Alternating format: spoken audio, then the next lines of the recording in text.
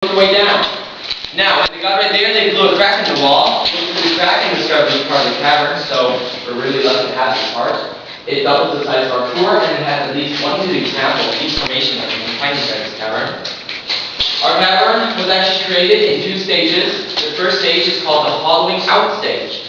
That is when the rainwater combines with carbon dioxide from air and dead vegetation. And this will form a weak carbonic acid. That carbonic acid will have a chemical reaction with the limestone, and it will cause the limestone to dissolve. So it'll make small cracks, holes, tunnels, and eventually rooms like this one. Now this takes millions of years, a really long time. It does not happen overnight. And the second stage is called the filling in stage. That's the one we're in right now. And that is when the rainwater absorbs minerals out of the ground and the soil. And then it leaves behind those minerals in the form of formations that you can see around you. And all these formations take a very long time to grow. They take at an average about 1 cubic inch every 100 years. And they're mainly made out of two minerals, calcite crystal and iron oxide. Iron oxide is basically just rust, so that explains the brownish color in the rocks and the soil. You might notice near the shoreline, it's really red. Yeah, all that is iron oxide. And we'll start with our first formation right over here, which we call a tubular stalactite, also known as a soda straw.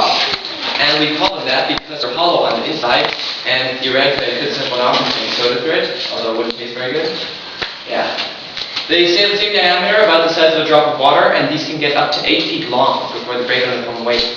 Now these are formed when a drop of water falls down from the ceiling, and when it does that, it'll leave behind a ring of those minerals. And with each drop, the ring becomes larger and larger, and eventually becomes one of these tubes.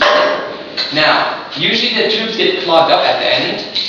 Either that dirt gets in there, or it just happens naturally, and then they clog up. The water can't flow on the inside anymore and starts to flow on the outside. So they become larger and thicker, and eventually that little guy over here will turn into something like this. This is a stalactite, and it's a pretty big one. You can see a drop of water on the tip of it. That drop will probably land on my head. Now, if I wouldn't be standing here, that drop will hit the ground, and it will start to form a stalagmite, which you can see over there.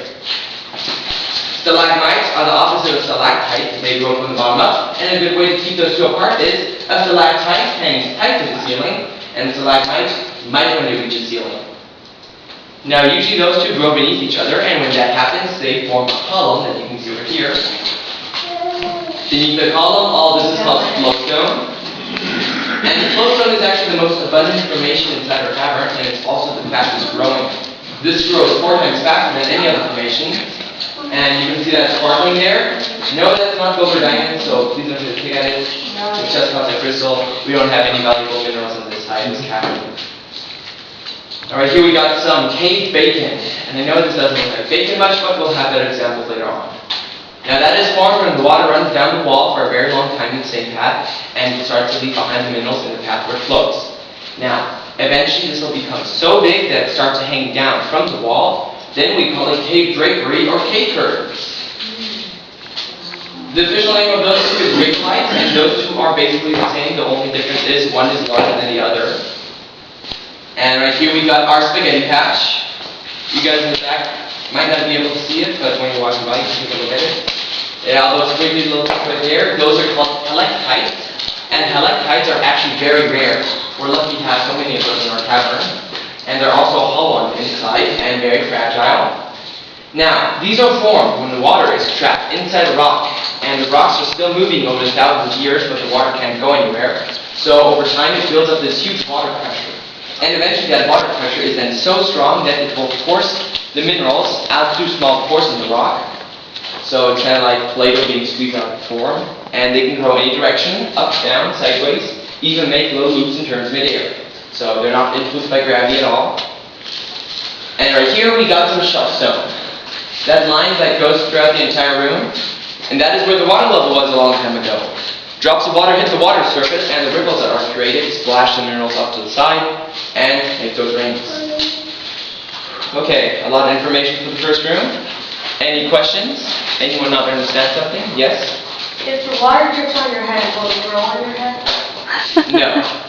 Like I said, it takes about a cubic inch for every 100 years, so I would have to stand still here for a really long time. Okay, any other questions? Yes? Are those the wishing rocks? No. That would be a wishing rock over there, that one, because wishing rocks are just the low hanging rocks that you don't want to put your head on. Any other questions?